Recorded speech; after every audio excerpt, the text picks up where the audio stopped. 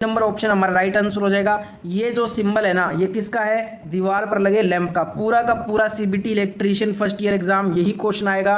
तो याद करने हैं सारे क्वेश्चन, एक भी क्वेश्चन को स्किप मत कर देना गलती से भी। जो प्रश्न स्किप कर दोगे वो पेपर में आ जाएगा। 100 के 100 क्वेश्चन पूरा देखो लास्ट तक वीडियो, ठीक है। अगला क्वेश्चन क्या है? कोल्ड चीजल के निर्माण के लिए किस धातु को काम में लिया जाता है? तो यहाँ पे आपको बता दूं, कोल्ड चीजल के निर्माण के लिए जो धातु हम काम में लेते हैं वो होता है high carbon steel. High carbon steel यहाँ पे सी नंबर ऑप्शन हमारा राइट आंसर हो जाएगा। अगला क्वेश्चन देखेंगे यहाँ पे, वुड शो के 25 mm के क्षेत्र में दांतों की संख्या कितनी होती है? वुड शो के 25 mm के क्षेत्र में दांतों की संख्या 6 से 8 होती है। कितनी होती है? 6 से 8। Right answer option number C हो जाएगा इस क्वेश्चन का। सारे के सारे क्वेश्चन याद करेंगे, एक भी क्वेश्चन स्किप नहीं करना है। अगला क्वेश्चन है, तांबे का रंग कैसा होता है? तांबे का रंग होता है दोस्तों, तांबे का रंग लाल और भूरा होता है। कैसा होता है? लाल और भूरा होता है। तो यहाँ पे राइट आंसर हो जाएगा सी नंबर ऑप्शन हमारा राइट आंसर हो जाएगा इस क्वेश्चन का। अगला क्वेश्चन यहाँ पे पूछा है आपसे, स्टार्टर में कौन सा तार प्रयुक्त किया जाता है? देखिए, जो स्टार्टर होता है उसमें जो तार प्रयुक्त होता है वो होता है यूरेका का तार। जी हाँ, बी नंबर ऑप्शन हमारा यहाँ पे राइट आंसर हो जाएगा। यूरेका का तार यूज करते हैं स्टार्टर के अंदर। नेक्स्ट क्वेश्चन देखिएगा, अगला क्वेश्चन है, सबसे अच्छा विद्युत रोधी पदार्थ इनमें से कौन सा है? ऑप्शन है ग्लास, पोर्सलिन, लकड़ी या वल्केनाइज्ड रबर। देखिए, ये चारों के चारों जो है ना, ये चारों विद्युत रोधी पदार्थ है, अचालक पदार्थ। इनमें से जो सबसे अच्छा विद्युत रोधी पदार्थ है वो है वल्केनाइज्ड रबर। तो यहाँ पे डी नंबर ऑप्शन हमारा राइट आंसर होगा इस क्वेश्चन का।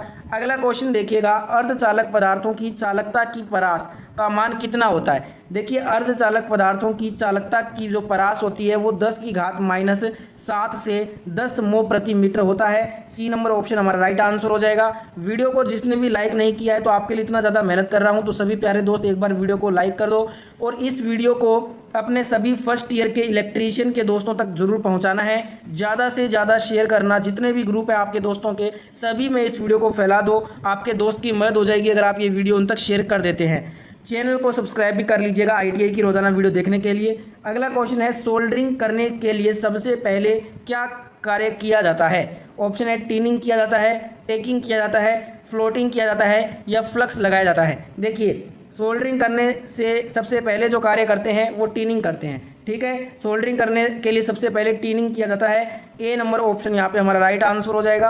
अगला क्वेश्चन है, तांबे व जिंक के लिए स्पेल्टर के गलनांक का मान कितना होता है? तांबे व जिंक के लिए स्पेल्टर के गलनांक का मान 650 डिग्री सेल्सियस से 950 डिग्री सेल्सियस होता है। Right answer option number C होगा इस क्वेश्चन का। अगला क्वेश्चन है, तांबे व चांदी के लिए स्पेल्टर के गलनांक का मान कितना होता है? अभी हमने जो किया था वो किया था तांबे व जिंक का। तांबे व जिंक का होता है 650 से 950 डिग्री सेल्सियस। अब ये पूछ रहा है तांबे व चांदी का। तांबे व चांदी का होता है 600 डिग्री सेल्सियस से 850 डिग्री सेल्सियस। तो यहाँ पे right answer option number B हो जाएगा इस क्वेश्चन का। अगला क्वेश्चन देखिएगा दोस्तों, क्वेश्चन है, एक धातु के टुकड़े का भार 100 ग्राम है, इस पर सोने की परत चढ़ाने के लिए धारा का मान 10 एम्पियर है तथा ECE का मान 0.0068 मिलीग्राम प्रति कूलाम है, तो 25 मिनट में सोने की परत का भार कितना हो जाएगा? अब ऐसे क्वेश्चन जब आते हैं तो आपको एक फॉर्मूला बता देता हूँ। M बराबर होता है ZIT, ठीक है। ये फॉर्मूले से आपको ये हल करना है। अब यहाँ पे देखिए, Z का मान दिया गया है, I 10 एम्पियर दिया गया है और समय दिया है 25 मिनट। मिनट को हम सेकंड में चेंज कर लेंगे। जब आप ये जो फॉर्मूला है ना, M बराबर ZIT, इस फॉर्मूले में जब आप वैल्यू पुट करोगे, ध्यान रखिएगा मिनट को सेकंड में बदल लेना। वैल्यू जब आएगी ना, वो वैल्यू आएगी दोस्तों 10.2 ग्राम। कितना आएगा? 10.2 ग्राम आपका आंसर आएगा, सी नंबर ऑप्शन। फॉर्मूला याद होगा तो कोई सा भी न्यूमेरिकल आएगा आप आराम से कर लोगे।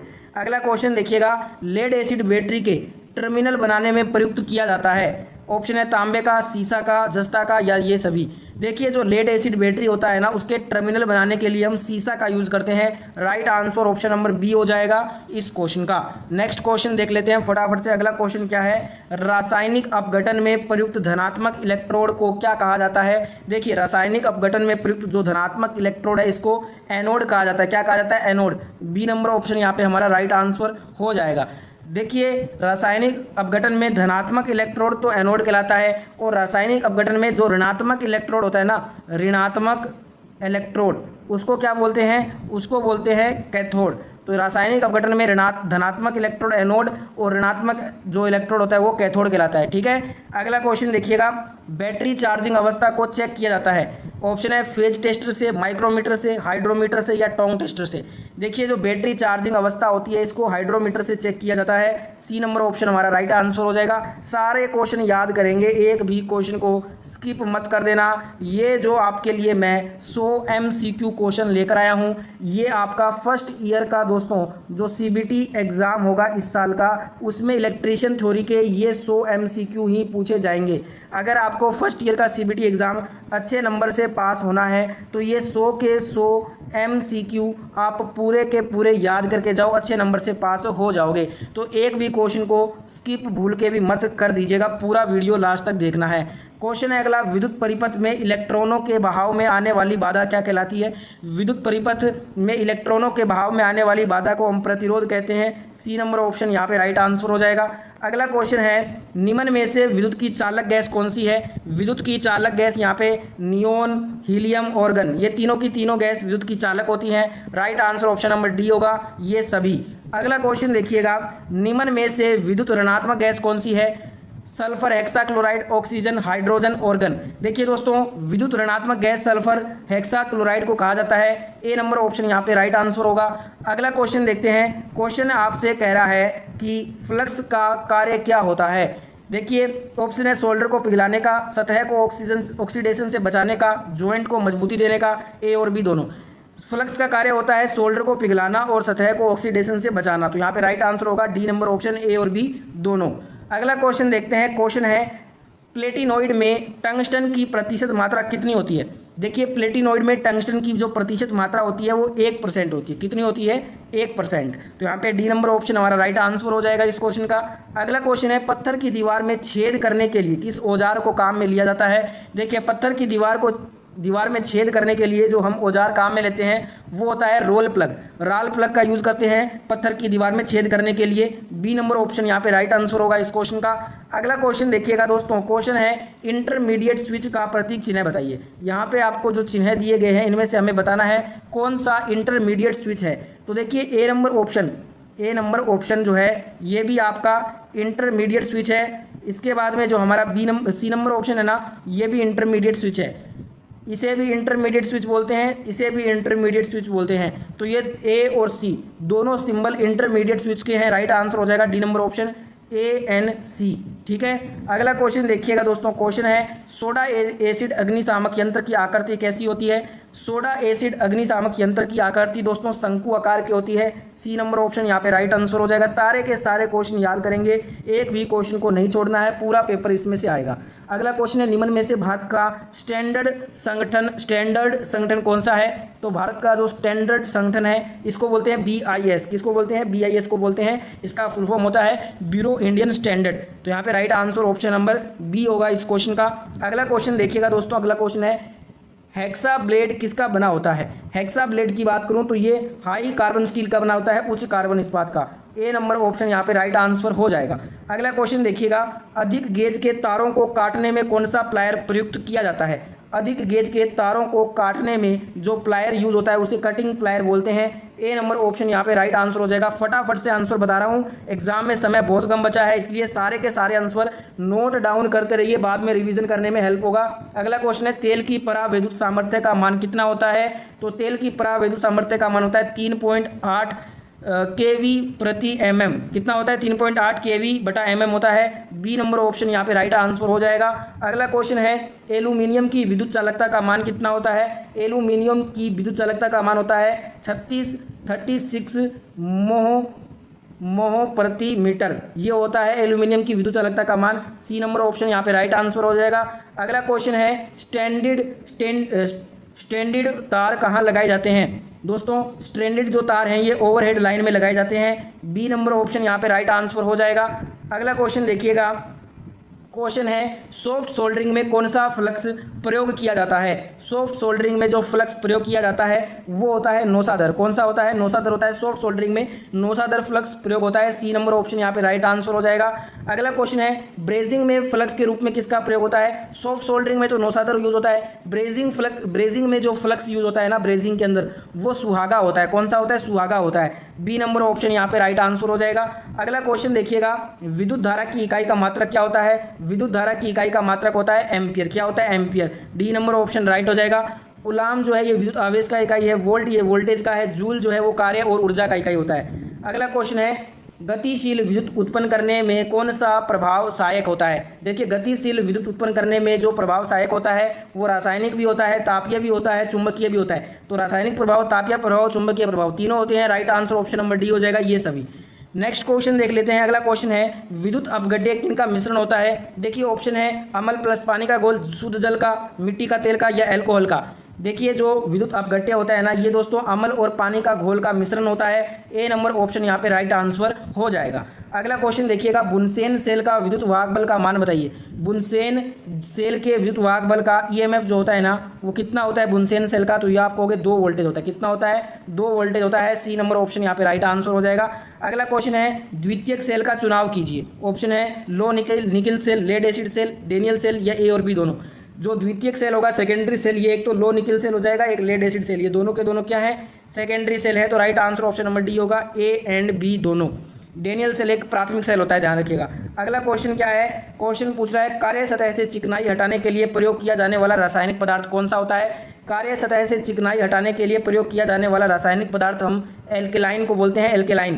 तो यहाँ पे बी नंबर ऑप्शन हमारा राइट आंसर हो जाएगा। अगला क्वेश्चन है, कॉटन का अधिकतम सुरक्षित तापमान कितना होता है? ऑप्शन है 180 डिग्री, 90 डिग्री, 105 डिग्री, या 130 डिग्री। देखिए दोस्तों, कॉटन का अधिकतम सुरक्षित तापमान होता है 90 डिग्री। कितना होता है? 90 डिग्री होता है। बी नंबर ऑप्शन यहाँ पे राइट आंसर हो जाएगा।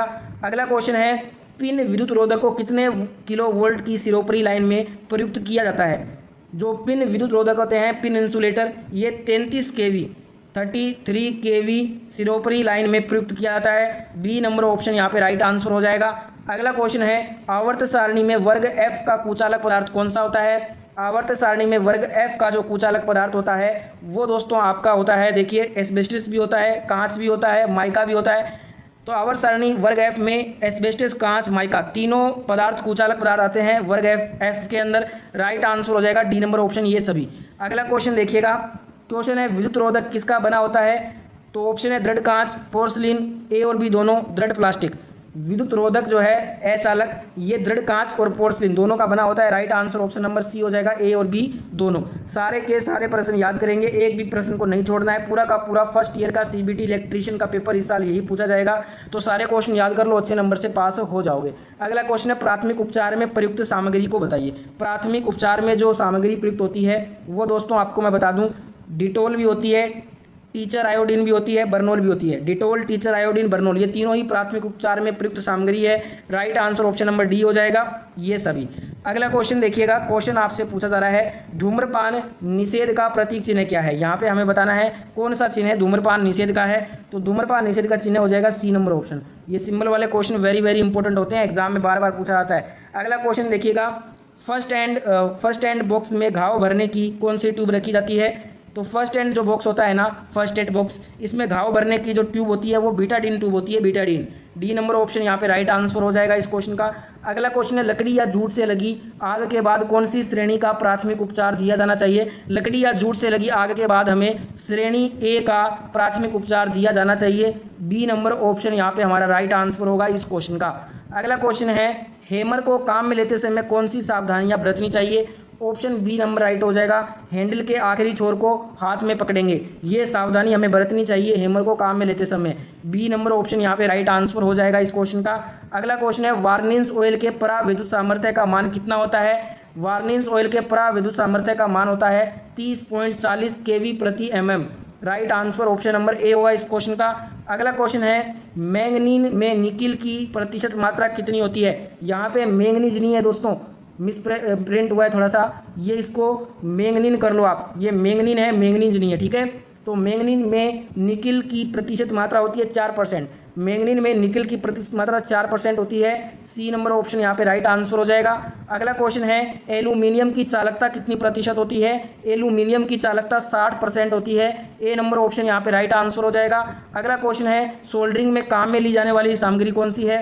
तो आपको बता दूं दोस्तों, blow lamp, solder, flux. Soldering में काम में ली जाने वाली सामग्री ब्लो लैंप, सोल्डर, फ्लक्स तीनों होती है। Right answer option number D होगा ये सभी। अगला क्वेश्चन देखिएगा दोस्तों, क्वेश्चन है, कार्य करने की शक्ति क्या कहलाती है? कार्य करने की शक्ति क्या कहलाती है? ऊर्जा कहलाती है। क्या कहलाती है? ऊर्जा कहलाती है। ए नंबर ऑप्शन राइट हो जाएगा। ऊर्जा का इकाई होता है जूल होता है, ध्यान रखिएगा, ठीक है।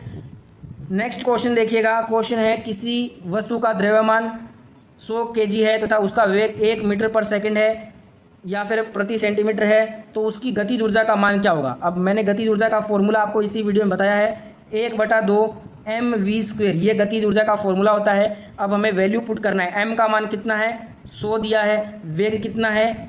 1 है, तो 1 का स्क्वायर 1 ही हो जाएगा, ठीक है। तो वैल्यू करेंगे तो आंसर आएगा 1/2 100 गुना 1 का स्क्वायर, तो 1 ही होता है, ठीक है। तो इसको जब 100/2 को अपने काटेंगे तो क्या आएगा? 50 वाट आएगा। कितना आएगा? 50 वाट। तो यहाँ पे राइट आंसर हो जाएगा, जो उसकी गतिज ऊर्जा का मान होगा वो 50 वाट होगा। कोई सा भी प्रश्न आ जाए, बी नंबर ऑप्शन राइट होगा। आपको कोई सा भी प्रश्न आ जाए, आपको फॉर्मूला याद है ना, फॉर्मूला, तो आप कोई सा भी न्यूमेरिकल कर लोगे। जैसे कि ये फॉर्मूला 1/2 mv² का। अगला क्वेश्चन देखिएगा दोस्तों। क्वेश्चन है सेलों के समानांतर क्रम समूहन में आंतरिक प्रतिरोध का मान कितना होता है? सेलों के समानांतर क्रम समूह में आंतरिक प्रतिरोध का सूत्र होता है R/N। क्या होता है? R/N होता है। तो यहाँ पे बी नंबर ऑप्शन हमारा राइट आंसर हो जाएगा इस क्वेश्चन में। नेक्स्ट क्वेश्चन देख लेते हैं फटाफट से। अगला क्वेश्चन आपके स्क्रीन पे आ गया। क्वेश्चन देखिए, निम्न में से बैटरी के आवेशन स्थिति की जांच करने का प्रकार बताइए। देखिए दोस्तों, बैटरी के आवेशन स्थिति की जांच हम गैस के द्वारा, आपेक्षिक घनत्व के द्वारा, वोल्टेज के द्वारा, तीनों से कर सकते हैं। Right answer option number D हो जाएगा ये सभी। अगला क्वेश्चन देखिएगा। क्वेश्चन है निरावेशित अवस्था में विद्युत अपघट्य के आपेक्षिक घनत्व का मान कितना होता है? निरावेशित अवस्था में विद्युत अपघट्य के अपेक्षित घनत्व का मान 1.110 से 1.140 होता है। Right answer option number D हो जाएगा इस क्वेश्चन का। अगला क्वेश्चन है सोल्डर का पिघलाव बिंदु जोड़ी जाने वाली धातु के पिघलाव बिंदु की तुलना में कितना होना चाहिए? देखिए, सोल्डर का पिघलाव बिंदु जोड़ी जाने वाली धातु के पिघलाव बिंदु से कम होना चाहिए। कितना होना चाहिए? कम होना चाहिए। बी नंबर ऑप्शन यहाँ पे राइट हो जाएगा। सारे के सारे क्वेश्चन करेंगे, एक भी क्वेश्चन को स्किप नहीं करना है। स्किप कर दोगे तो बहुत पछताओगे, वो क्वेश्चन पेपर में आ जाएगा। इसलिए पूरे के पूरे 100 MCQ याद कर लो, इस साल का CBT पेपर पास करना है तो। अगला क्वेश्चन है सॉफ्ट सोल्डर किन पदार्थों से मिलकर बना होता है? देखिए दोस्तों, जो सॉफ्ट सोल्डर होता है ना, ये लेड व टीन पदार्थों से मिलकर बना होता है। Right answer option number B होगा इस क्वेश्चन में। अगला क्वेश्चन देखिएगा। क्वेश्चन है कौन से वर्ग का इंसुलेशन पदार्थ अधिक तापमान सहन कर सकता है? ऑप्शन है सी वर्ग, बी वर्ग, सी वर्ग या ए वर्ग। जो आपका सी वर्ग होता है ना, सी वर्ग का इंसुलेशन पदार्थ अधिक तापमान सहन कर सकता है। ए नंबर ऑप्शन यहाँ पे हमारा राइट आंसर होगा इस क्वेश्चन का। अगला क्वेश्चन है अर्धचालक पदार्थों की प्रतिरोधकता की परास का मान कितना होता है? अर्धचालक पदार्थों की प्रतिरोधकता का परास का मान 10⁻⁻1 से 10⁻6 ओम मीटर होता है। तो right answer option number C हो जाएगा इस क्वेश्चन का। सारे के सारे question very very important question है और इलेक्ट्रीशियन CBT एग्जाम में यही क्वेश्चन आएगा। वीडियो अगर आपको अच्छा लग रहा है और आपने अभी भी लाइक नहीं किया तो आपको इतना मेहनत कर रहा हूं, तो सभी प्यारे दोस्त एक बार वीडियो को लाइक कर दो। सारे एक बार लाइक करेंगे और ज़्यादा से ज़्यादा अपने दोस्तों की मदद करने के लिए, अपने फर्स्ट ईयर के सारे इलेक्ट्रीशियन दोस्तों तक ये वीडियो पहुंचाने के लिए इस वीडियो को ज़्यादा से ज़्यादा दबा के शेयर करो सभी ग्रुप में। और दोस्तों अगर आप ITI की दोस्तों अगर आप फर्स्ट ईयर सेकेंड ईयर की सभी ट्रेड की नई वीडियो सबसे पहले देखना चाहते हैं तो इस चैनल को सब्सक्राइब करके पास वाले नोटिफिकेशन को ऑन कर लीजिए।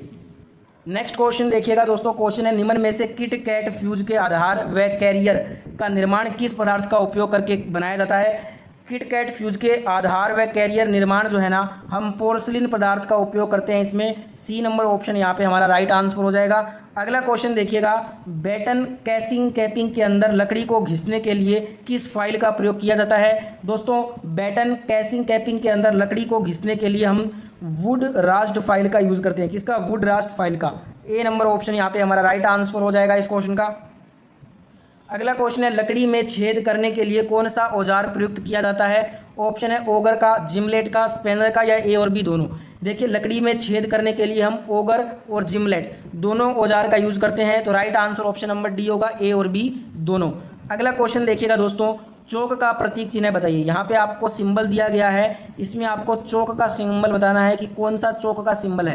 तो ये वाला जो सिंबल देख रहे हैं ना, ए नंबर ऑप्शन, ये आपका चौक का सिंबल है। तो right answer option number A हो जाएगा इस क्वेश्चन का। नेक्स्ट क्वेश्चन देखिएगा दोस्तों। अगला क्वेश्चन है तारों के मुँह को मोड़ने के लिए कौन सा औजार काम में लिया जाता है? देखिए दोस्तों, तारों के मुँह को मोड़ने के लिए जो औजार हम काम में लेते हैं उसका नाम है इंसुलेटेड कॉम्बिनेशन प्लायर। ठीक है, बी नंबर ऑप्शन यहाँ पे राइट हो जाएगा आंसर। अगला क्वेश्चन है, निम्न में से परावैद्युत सामर्थ्य की इकाई क्या होती है? परावैद्युत सामर्थ्य की इकाई होती है वोल्टेज प्रति सेंटीमीटर। तो right answer option number B होगा इस क्वेश्चन का। अगला क्वेश्चन देखिएगा दोस्तों, क्वेश्चन है शुष्क दशा में लकड़ी के परावैद्युत स्थिरांक का मान क्या होता है? शुष्क दशा में लकड़ी के परावैद्युत स्थिरांक का मान होता है 2.5 से 7.7। बी नंबर ऑप्शन यहाँ पे राइट आंसर होगा इस क्वेश्चन का। नेक्स्ट क्वेश्चन देख लेते हैं फटाफट से। अगला क्वेश्चन है, चांदी की चालकता का प्रतिशत कितना होता है? चांदी सबसे अच्छा चालक माना जाता है, तो यहाँ पे 98%, 98% चालकता होती है चांदी की। ए नंबर ऑप्शन यहाँ पे राइट आंसर हो जाएगा। अगला क्वेश्चन है दोस्तों, देखिएगा, क्वेश्चन है कि निम्न में से चालक जोड़ का प्रकार कौन सा होता है? ब्रिटानिया जोड़, पिगटेल जोड़, टी जोड़। देखिए, चालक के तीनों जोड़ होते हैं, ब्रिटानिया भी होता है, पिगटेल भी होता है, टी भी होता है। तो यहाँ पे right answer option number D हो जाएगा, ये सभी। अगला क्वेश्चन देखते हैं। क्वेश्चन है, निम्न में से सोल्डरिंग आयरन का भाग कौन सा नहीं होता? ऑप्शन है थ्रिक, सैक, बिट, टिप या एज।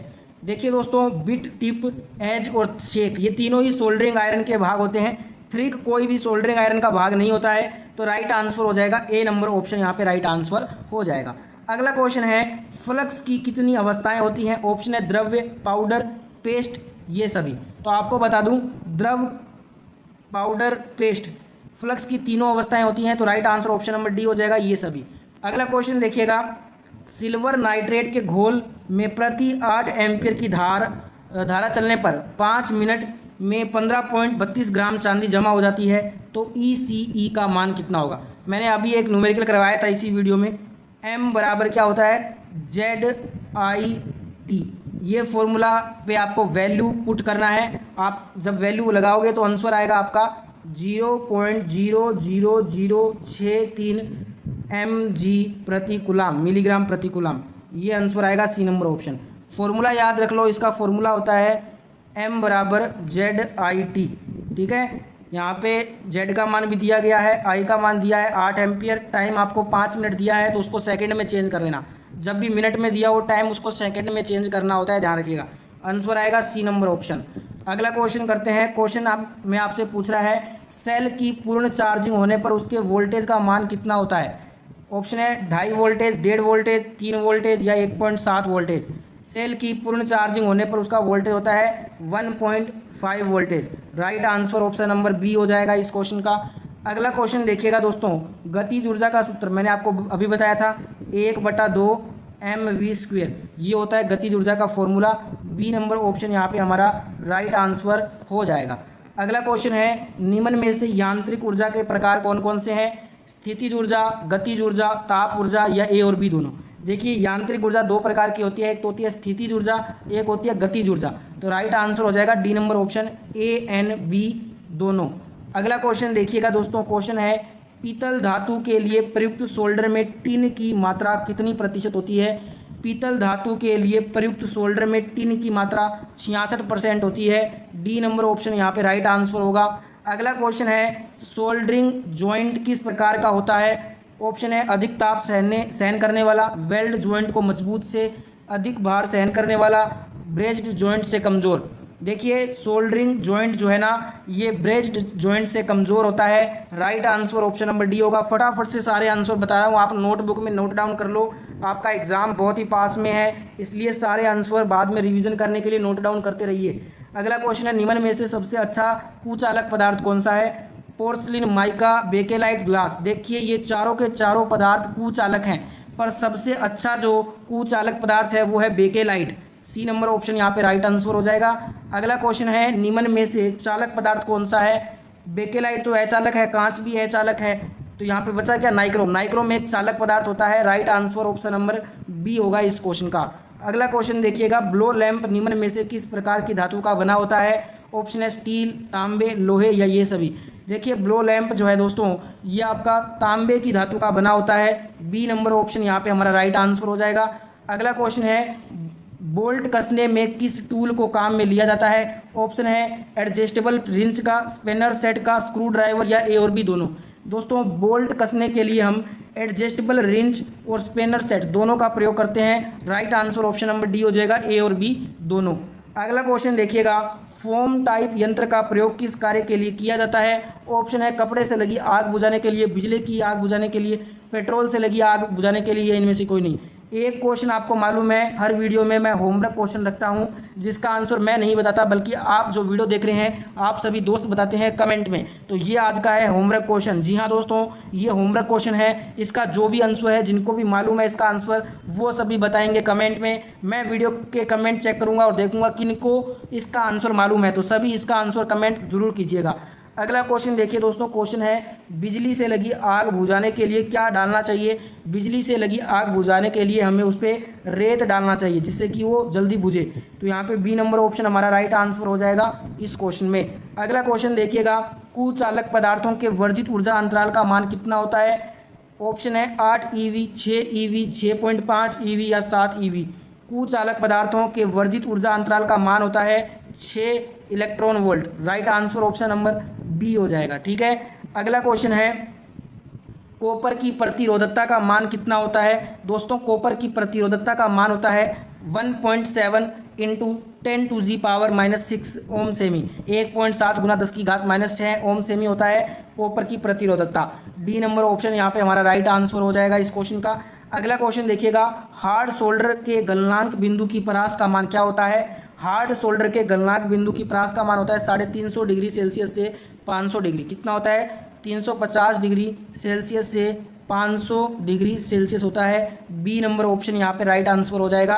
अगला क्वेश्चन देखिएगा, H2+2 MnO2 बराबर Mn2O3 + H2O, ये अभिक्रिया किस सेल से संबंधित है? ये जो इक्वेशन है ना अभिक्रिया, ये आपका लेक्लांची सेल से संबंधित है। किस सेल से? लेक्लांची सेल से। सी नंबर ऑप्शन यहाँ पे राइट आंसर हो जाएगा। अगला क्वेश्चन देखिएगा, यदि n समान सेल श्रेणी क्रम में जोड़ दिए जाएं जिनका आंतरिक प्रतिरोध R ओम तथा सिरों पर लोड R ओम तथा EMF E वोल्ट है, तो लोड करंट का मान प्राप्त कीजिए। लोड करंट क्या हो जाएगा? लोड करंट बराबर यहाँ पे हो जाएगा दोस्तों NE बटा में आ जाएगा R + NR। ठीक है, राइट आंसर हो जाएगा ऑप्शन नंबर बी, ये आपका लोड करंट का मान होगा। ठीक है, अगला क्वेश्चन देखेंगे। क्वेश्चन है, ट्रांसमिशन लाइन, डिस्ट्रीब्यूशन लाइन और कंडेंसर में दो चालकों के मध्य इंसुलेटर की तरह प्रयोग में क्या लिया जाता है? ऑप्शन है बेकेलाइट, शुष्क वायु, स्लेट या माइकानाइट। देखिए, ट्रांसमिशन लाइन, डिस्ट्रीब्यूशन लाइन और कंडेंसर में दो चालकों के मध्य इंसुलेटर की तरह जो प्रयोग में लिया जाता है उसे हम शुष्क वायु बोलते हैं। बी नंबर ऑप्शन यहाँ पे हमारा राइट आंसर हो जाएगा इस क्वेश्चन का। अगला क्वेश्चन है, किस पदार्थ की प्रतिरोधकता का मान सबसे कम होता है? ऑप्शन है पारा, जिंक, कॉपर, लेड। देखिए सिंपल सा बात है, जो जिसकी चालकता सबसे ज़्यादा होगी वो उसकी प्रतिरोधकता सबसे कम होगी। तो यहाँ पे कॉपर की जो चालकता है ना वो सर्वाधिक होती है चांदी के बाद, तो इसकी प्रतिरोधकता सबसे कम होगी। तो यहाँ पे right answer option number C हो जाएगा। नेक्स्ट क्वेश्चन देखेंगे। क्वेश्चन है, लोहे के तार व पत्ती को सीधा करने के लिए किस हैमर का प्रयोग किया जाता है? लोहे के तार व पत्ती को सीधा करने के लिए क्रॉस पिन हैमर यूज किया जाता है। बी नंबर ऑप्शन यहाँ पे राइट आंसर होगा इस क्वेश्चन में। अगला क्वेश्चन देखिएगा दोस्तों। क्वेश्चन है, अग्निशामक यंत्र में प्रयुक्त नहीं किया जाने वाला रासायनिक पदार्थ कौन सा होता है? ऑप्शन है carbon tetrachloride, sodium bicarbonate, carbon dioxide, phenol. दोस्तों अग्निशामक यंत्र में हम कार्बन टेट्राक्लोराइड का प्रयोग करते हैं, सोडियम बाइकार्बोनेट का भी प्रयोग करते हैं, कार्बन डाइऑक्साइड का भी प्रयोग करते हैं। फिनोल का प्रयोग हम अग्निशामक यंत्र में नहीं करते हैं। Right answer option number D हो जाएगा, फिनोल। अगला क्वेश्चन देखिएगा दोस्तों। क्वेश्चन है, हाइड्रोमीटर के फ्लोट में निम्न में से क्या डाले जाते हैं? हाइड्रोमीटर के फ्लोट में हम शीशे की छड़ें डालते हैं। तो right answer option number B होगा इस क्वेश्चन का। अगला क्वेश्चन देखिएगा दोस्तों। क्वेश्चन है, चिन्ह वाला क्वेश्चन है। नीचे दिया गया चिन्ह किसको दर्शाता है? ये जो सिंबल है ये किसको बताता है? तो दोस्तों अगर आपने किताब में ध्यान से ये सिंबल देखा होगा तो ये दर्शाता है टेढ़े मेढ़े रास्ते को। डी नंबर ऑप्शन यहाँ पे हमारा राइट आंसर हो जाएगा। अगला क्वेश्चन देखिए दोस्तों, स्क्रीन पे आ गया है। क्वेश्चन है, ECE का पूरा नाम। इस वीडियो में 2 न्यूमेरिकल आ चुके हैं ECE ज्ञात करने का। तो आप सोच रहे होंगे ECE होता क्या है? ये होता है इलेक्ट्रोकेमिकल इक्विवेलेंट, इसका फुल फॉर्म है, ध्यान रखिएगा। वेरी वेरी इंपॉर्टेंट क्वेश्चन, ए नंबर ऑप्शन यहाँ पे राइट आंसर हो जाएगा। अगला क्वेश्चन देखिएगा दोस्तों, क्वेश्चन है मैग्नेटिक कोर का BIS प्रतीक चिन्ह बताइए। यहाँ पे आपको मैग्नेटिक कोर का BIS प्रतीक चिन्ह बताना है, कौन सा है? तो ए नंबर जो ऑप्शन आप देख रहे हो ना, ये वाला जो सिंबल है ये BIS प्रतीक चिन्ह है मैग्नेटिक कोर का। तो right answer option number A हो जाएगा इस क्वेश्चन का। नेक्स्ट क्वेश्चन देखिएगा दोस्तों, अगला क्वेश्चन है, इस वीडियो का लास्ट क्वेश्चन है, GOST गोस्ट किस देश का स्टैंडर्ड संगठन है? जैसे हमारा जो स्टैंडर्ड संगठन है वो BIS है, ब्यूरो इंडियन स्टैंडर्ड, वैसे ही